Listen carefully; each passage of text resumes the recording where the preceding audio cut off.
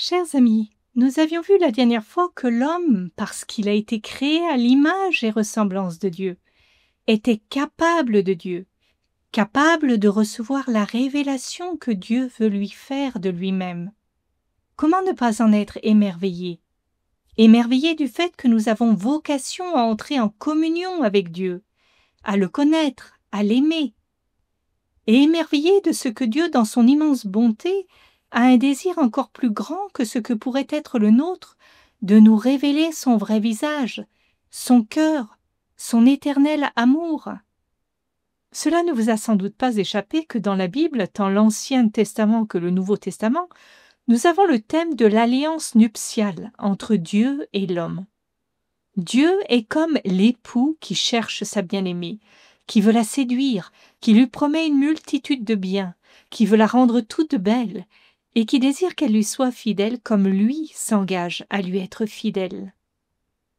Toute la Bible est une histoire d'alliance, de mariage. Mariage entre Dieu et Israël, entre le Christ et l'Église, son épouse. Et Dieu veut rendre son épouse participante de sa propre vie divine, de sa nature divine. C'est la dot qu'il lui offre, en espérant d'elle qu'elle n'ira pas courir après les idoles, les Baals, les faux dieux, en espérant qu'elle ne devienne pas adultère précisément.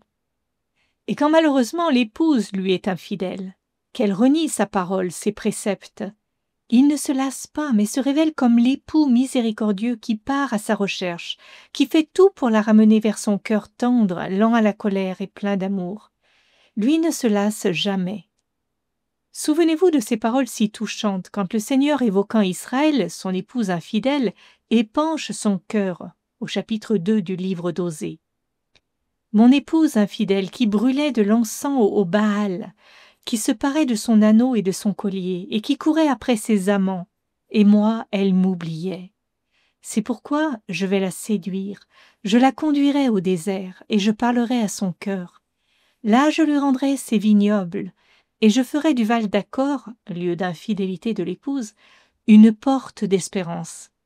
Là elle répondra comme au jour de sa jeunesse, comme au jour où elle montait du pays d'Égypte. Il adviendra en ce jour-là que tu m'appelleras mon mari. Je te fiancerai à moi pour toujours dans la justice et dans le droit, dans la tendresse et la miséricorde. Je te fiancerai à moi dans la fidélité, et tu connaîtras le Seigneur. On le voit bien ici. Le Seigneur cherche à ramener l'épouse au sentiment d'amour qu'elle avait pour lui au temps des fiançailles, au temps où l'alliance avait été contractée. Et il lui promet une connaissance intime de son cœur. Comme nous pouvons le constater, Dieu ne se révèle pas comme une sorte de tyran qui demande la soumission de ses esclaves. Cela, c'est une vision païenne, une vision suggérée par le diable, le diviseur, celui qui veut séparer l'homme de Dieu. Bien au contraire, Dieu se révèle comme un père. Quand Israël était petit, je l'aimais, et d'Égypte j'appelais mon fils. Je les menais avec des liens d'amour, nous disait déjà le Seigneur dans Osée au chapitre 11.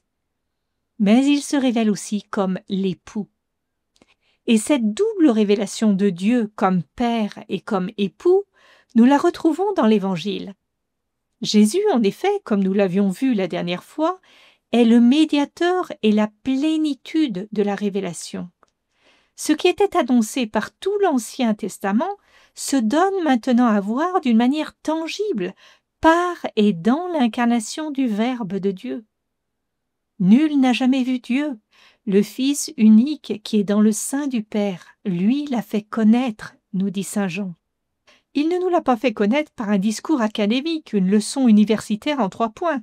Non, il l'a fait connaître en le donnant à voir, à entendre. Qui m'a vu a vu le Père, dit Jésus.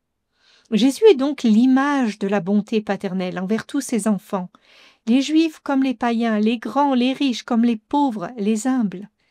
Son ministère de délivrance, de guérison, d'enseignement manifeste la sollicitude de Dieu pour tous. Le Père, à travers tous les gestes, toutes les paroles de Jésus, à travers sa mort et sa résurrection, crie au monde « Regardez mon Fils et vous me connaîtrez, car il est mon effigie, ma propre splendeur, mon visage, mon cœur. Voyez jusqu'où mon amour pour vous va, puisque mon Fils en pleine communion d'amour avec moi et moi avec lui, donne sa vie sur la croix pour vous libérer de l'emprise du mal, pour vous appeler des ténèbres à son admirable lumière. » Cependant, Jésus, s'il révèle l'amour paternel de Dieu, révèle aussi son amour d'époux. Dans l'Évangile selon saint Matthieu, au chapitre 9, lorsque les disciples de Jean-Baptiste demandent pourquoi les disciples de Jésus ne jeûnent pas, Jésus répond « Les invités à la noce peuvent-ils jeûner pendant que l'époux est avec eux? Tant que l'époux est avec eux, ils ne peuvent pas jeûner. Mais les jours viendront où l'époux leur sera enlevé, et alors ils jeûneront. » Ici, on le voit bien, Jésus s'identifie lui-même comme l'époux, et cette déclaration fait allusion à la relation intime qu'il a avec tous ses disciples. Jean-Baptiste aussi avait perçu le mystère, puisqu'il parle de Jésus comme de l'époux, lorsqu'il dit « Celui qui a l'épouse est l'époux. Mais l'ami de l'époux qui se tient là et l'écoute se réjouit grandement de la voix de l'époux. » Dans la parabole des 10 vierges, Jésus se compare encore à l'époux qui arrive à l'improviste pour une noce, et les vierges, qui représentent les croyants, doivent être prêtes à le rencontrer. Et cela illustre l'idée que Jésus, en tant qu'époux, reviendra pour prendre son Église pour un mariage éternel dans la gloire. Ce qui est très beau dans cette analogie du mariage, c'est que Dieu, en se révélant, ne se révèle pas seulement lui-même, mais puisqu'il se révèle comme l'époux, il révèle en même temps l'épouse. Voyez, c'est une double révélation qui n'en fait qu'une. C'est la révélation du mystère sponsal entre Dieu et l'homme, rendu visible dans l'union sponsale entre le Christ et l'Église, union qui était déjà signifiée dans l'union sponsale entre l'homme et la femme. Et le grand saint Paul est entré dans l'intelligence de ce mystère. Il l'a transmis. Dans sa deuxième lettre aux Corinthiens, au chapitre 11, il leur déclare « J'éprouve un amour jaloux, qui est l'amour même de Dieu pour vous, car je vous ai fait rencontrer le seul époux. Vous êtes l'épouse vierge et sainte que j'ai présentée au Christ. Mais j'ai bien peur qu'à l'exemple d'Ève que le serpent a trompée par son astuce, vos pensées ne se corrompent en s'écartant de la simplicité et la pureté envers le Christ. » Paul se montre donc à l'église de Corinthe comme un ami de l'époux qui lui présente sa fiancée et qui désire une fiancée ayant une foi intègre pour le Christ. Il met ainsi en lumière l'intimité et la pureté de la relation entre Jésus et son Église et invite la fiancée à la fidélité, à ne pas laisser corrompre ses nobles sentiments d'amour envers Jésus par les séductions du diable, comme il en a été pour Ève avec le serpent. Nous voyons encore Paul dans sa lettre aux Éphésiens au chapitre 5 approfondir cette analogie entre l'amour sponsal de l'homme et de la femme et l'amour sponsal entre le Christ et l'Église. Dans la Nouvelle Alliance, l'épouse aimée est l'Église, et saint Paul rappelle que le Christ a aimé l'Église, il s'est livré pour elle, afin de la sanctifier en la purifiant par le bain d'eau qu'une parole accompagne, c'est-à-dire le baptême. Car il voulait se la présenter à lui-même toute resplendissante, sans tache, ni ride, ni rien de tel, mais sainte et immaculée.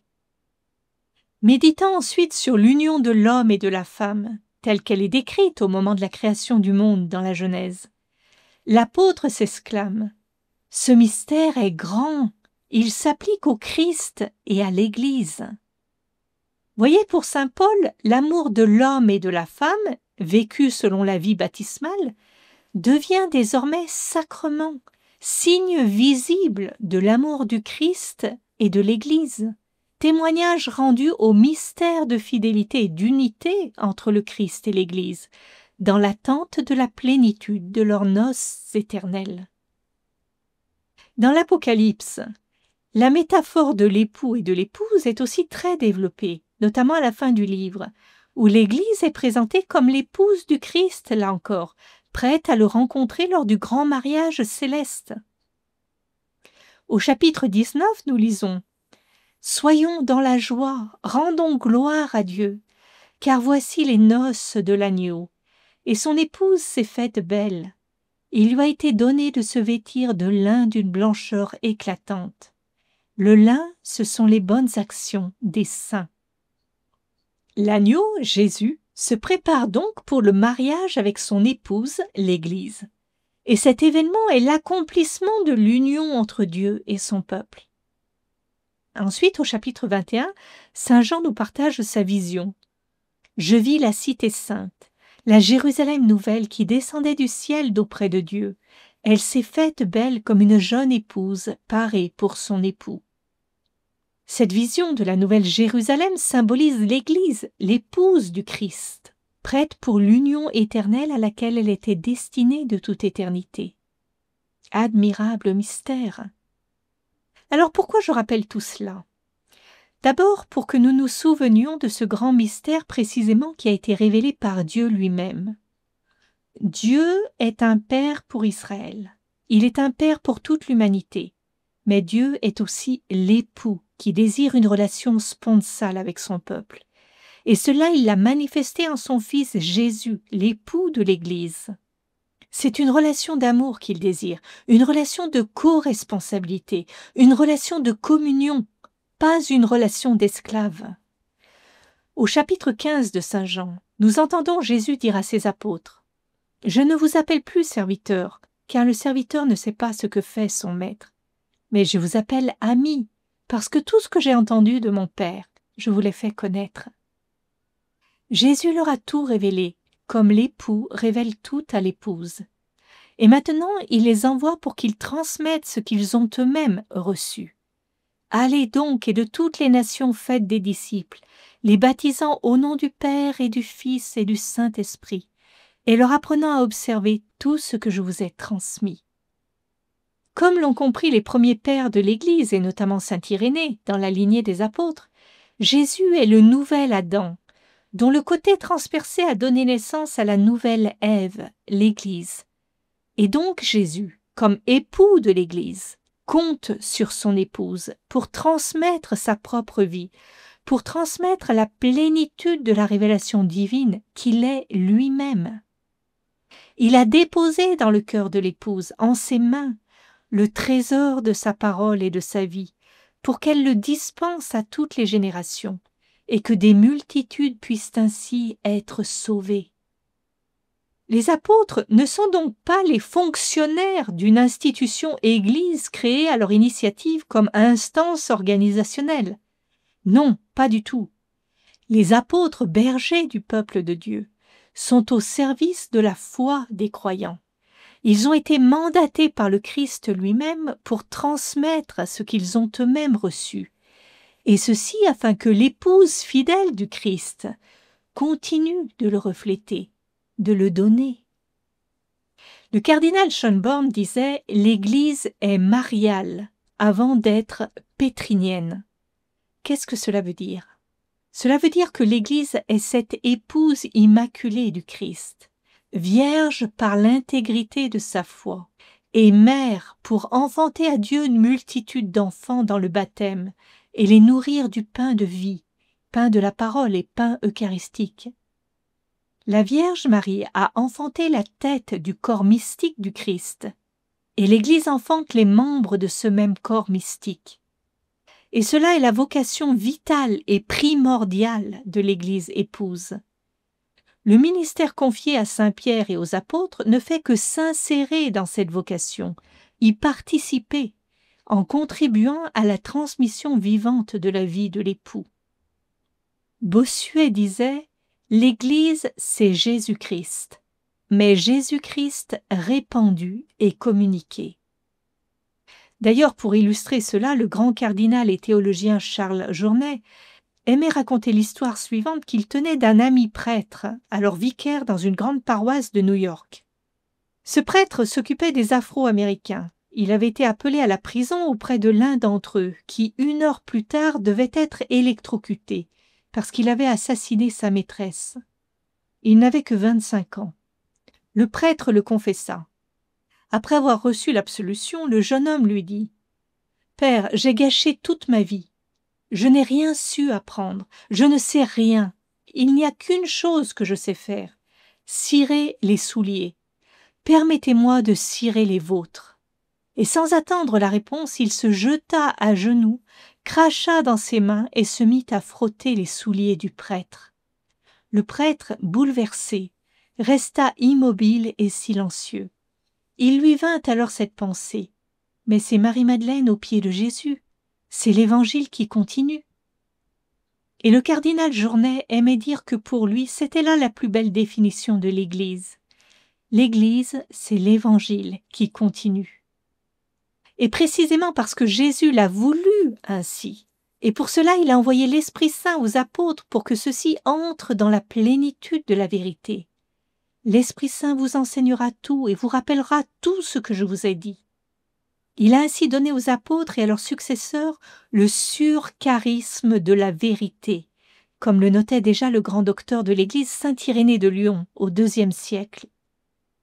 C'est parce que, comme le disait saint Paul, Dieu veut que tous les hommes soient sauvés et parviennent à la connaissance de la vérité, c'est-à-dire le Christ Jésus, qu'il a pris des dispositions pour que la révélation demeure toujours en son intégrité et qu'elle soit transmise à toutes les générations.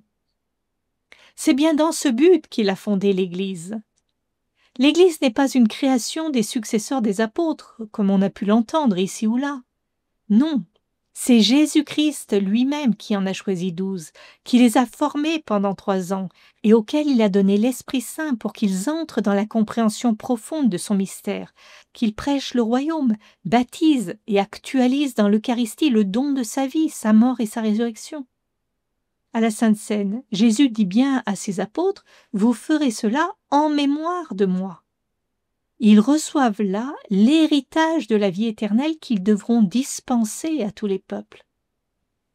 Cette transmission vivante de la révélation, de l'héritage du Maître, c'est ce que nous appelons la tradition, avec un grand T, la tradition apostolique qui est vivante, car elle porte la parole de Dieu. Et cette parole, c'est le Christ vivant dans son Église. Et cette transmission s'est faite selon 2 modalités. D'abord, oralement. N'oublions pas qu'à l'époque, il y avait peu de parchemins, mais la mémoire des textes sacrés était assez prodigieuse. Nous avons perdu une telle faculté, car nous ne travaillons plus notre mémoire. Mais les peuples anciens, et notamment le peuple hébreu, étaient un peuple de l'oralité, de la transmission orale. Quand on voit qu'aujourd'hui encore beaucoup de Juifs connaissent la Torah dans son intégralité, par cœur, alors que nous avons du mal à apprendre une poésie. La fiabilité de la transmission était beaucoup plus grande par l'oralité que par l'écrit à l'époque. Pierre Perrier, le père Frédéric Guiguin ont fait des recherches approfondies sur cette transmission orale des premiers évangélistes, en montrant que les évangiles avaient d'abord été construits sous l'inspiration du Saint-Esprit comme des colliers de perles, des colliers évangéliques. On enfile sur une trame des petits récits concernant Jésus qu'on apprend par cœur d'une manière chantée ou cantilée, car ça favorise l'apprentissage. Et il y avait ainsi le collier des paraboles, le collier des miracles, le collier des récits de l'enfance, etc. Et cela permettait de garder dans la mémoire du cœur toute la vie du Christ et ses enseignements, comme Marie qui conservait avec soin tous les événements de la vie de Jésus dans son cœur et qui les méditait. Puis petit à petit, pour ceux qui partaient au loin, cette tradition vivante de la parole a été mise par écrit, et c'est devenu les évangiles. Aujourd'hui, quand on parle de la parole de Dieu, on pense tout de suite qu'il s'agit de l'Écriture sainte. Mais non, la constitution dogmatique sur la révélation divine nous rappelle justement ce qu'est la parole de Dieu. Je cite « La sainte tradition et la sainte Écriture constituent un unique dépôt sacré de la parole de Dieu confiée à l'Église. » Autrement dit, l'unique dépôt sacré de la parole de Dieu que Jésus a confié à l'Église, ce n'est pas seulement les saintes Écritures, mais c'est la sainte tradition vivante et les saintes Écritures. D'ailleurs, au début de la prédication évangélique, il n'y avait pas de Nouveau Testament. Il n'y avait que la tradition vivante des apôtres, leur prédication. Et pourtant, cela était déjà parole de Dieu avant même qu'elle soit mise par écrit. On voudrait parfois ne se fier qu'aux Saintes Écritures et refuser l'Église, refuser la tradition, comme c'est le cas pour les protestants par exemple. Mais cela n'a pas de sens. Il n'y aurait jamais eu de Nouveau Testament s'il n'y avait pas eu les 12 apôtres mandatés par le Christ pour transmettre ce qu'ils avaient reçu du Christ.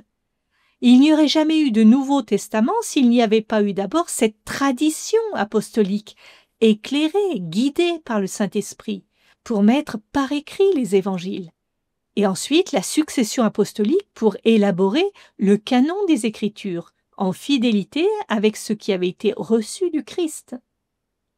Il résulte donc de cela que l'Église à laquelle est confiée la transmission et l'interprétation de la révélation ne tire pas de la seule Écriture sainte sa certitude sur tous les points de la révélation. Certes, il n'y a qu'une source de la révélation, et c'est le Christ. Mais il y a deux modalités de transmission. La Sainte Écriture, qui est la parole de Dieu, en tant que sous l'inspiration de l'Esprit Saint, elle est consignée par écrit, et il y a la Sainte Tradition qui porte la parole de Dieu d'une manière vivante, dans un approfondissement continuel au cours des siècles. Et l'une et l'autre, Sainte Écriture et Tradition, rendent présent et fécond dans l'Église le mystère du Christ. Et donc, l'une et l'autre doivent être reçues et vénérées avec un égal sentiment d'amour et de respect, nous dit le catéchisme de l'Église catholique. Parfois, on dit aussi que c'est saint Paul qui aurait créé l'Église, mais cela aussi est ridicule. Les 12 apôtres n'ont pas été choisis par Paul, mais par le Christ, et ce dernier leur a adjoint Paul. Or, quand vous lisez ces lettres à saint Paul, vous voyez bien qu'il n'a qu'un désir, non pas inventer des choses nouvelles sur Jésus, mais transmettre ce qui vient de Jésus, transmettre Jésus lui-même. Dans sa première lettre aux Corinthiens au chapitre 15, il leur dit « Je vous ai transmis ce que j'avais moi-même reçu, à savoir que le Christ est mort pour nos péchés selon les Écritures, qu'il est ressuscité le 3e jour selon les Écritures, et qu'il est apparu à Képhas, Pierre, puis aux 12. On voit bien ici le désir de saint Paul, transmettre fidèlement ce qu'il a reçu par révélation directe du Christ et par la tradition apostolique, montrer que le Christ accomplit les Écritures contenues dans l'Ancien Testament, et se référer à Pierre et aux 12 qui sont les garants de cette tradition apostolique. De même, aux Galates, il écrit « Ensuite, au bout de 14 ans, je montais de nouveau à Jérusalem. J'y montais à la suite d'une révélation, et je leur exposais l'évangile que je prêche parmi les païens, mais séparément aux notables, de peur de courir ou d'avoir couru pour rien. » Donc saint Paul monte à Jérusalem pour exposer aux colonnes de l'Église, comme il les appelle, Pierre, Jacques et Jean, pour leur exposer donc le contenu de sa prédication, et pour être assuré qu'il est bien dans la continuité du message du Christ, et qu'il a l'aval des apôtres, et notamment de Pierre, le premier pape, institué par Jésus lui-même comme chef des apôtres. On voit bien que le souci essentiel de toute la tradition apostolique, c'est de garder l'intégrité de ce qui a été reçu et le transmettre tel que cela a été donné par le Christ. Et c'est justement pour que l'Évangile soit toujours gardé intact et vivant dans l'Église que les apôtres ont laissé comme successeurs les évêques auxquels ils ont transmis leur propre charge d'enseignement. Voyez, en ce moment, je suis en train de lire les lettres de saint Polycarpe et de saint Ignace d'Antioche, des évêques ayant vécu fin du 1er siècle et début du 2e siècle, la génération qui a suivi les apôtres, donc. Et je suis frappée non seulement par la beauté de ces lettres, mais aussi par leur extrême fidélité à la parole des apôtres, eux-mêmes fidèles au Christ. Vraiment, c'est le même esprit, l'Esprit Saint qui est à l'œuvre, qui inspire, qui conduit l'Église à travers les successeurs des apôtres. Vraiment, le charisme de vérité ne leur manque pas. Et cette tradition vivante qui porte la parole se déploie au fil des siècles, s'approfondit, tout en restant absolument fidèle à ce qui a été reçu du Christ, à la révélation divine. C'est vraiment réjouissant. Jésus nous avait parlé de la petite graine qui finit par devenir un grand arbre où les oiseaux du ciel viennent nicher. Eh bien, nous voyons la sainte tradition se déployer et devenir ce grand arbre qui porte la parole de Dieu, où les croyants peuvent venir se nourrir de la vérité puisée dans l'Écriture sainte. Cet héritage sacré de la foi, ce dépôt de la foi, les apôtres avaient conscience de l'avoir reçu comme un don merveilleux dont ils étaient devenus les dépositaires par mandat du Christ. Et donc ils avaient conscience qu'ils en étaient responsables pour le garder et le transmettre tel quel. Saint Paul, à la fin de sa lettre à Timothée, lui dit « Ô Timothée, garde le dépôt de la foi, le dépôt de la tradition. » C'est à toute l'Église, pas seulement aux apôtres, mais à tout le peuple de Dieu que cette injonction est adressée. Tous nous devons garder le dépôt. Combien de martyrs qui ont donné leur vie plutôt que de trahir le Christ et de renier le dépôt de la foi. Cependant, si cet héritage sacré de la foi a été confié à tout le peuple de Dieu et aux pasteurs, la charge d'interpréter de façon authentique la parole de Dieu, écrite ou transmise, a été confiée au seul magistère vivant de l'Église, dont l'autorité s'exerce au nom de Jésus-Christ, c'est-à-dire aux évêques en communion avec le successeur de Pierre, l'évêque de Rome, et ils auront à en répondre devant Dieu. C'est une lourde charge, et il faut prier pour eux, qu'ils soient toujours sous la motion du Saint-Esprit et dans la fidélité au Christ, vraie parole de Dieu.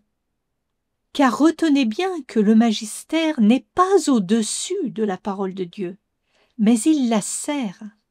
Il a été mandaté par Dieu pour n'enseigner que ce qui a été transmis, et ceci dans l'unique but du salut des âmes, dans l'unique but de préparer la fiancée, afin qu'elle soit toute belle pour les noces de l'agneau.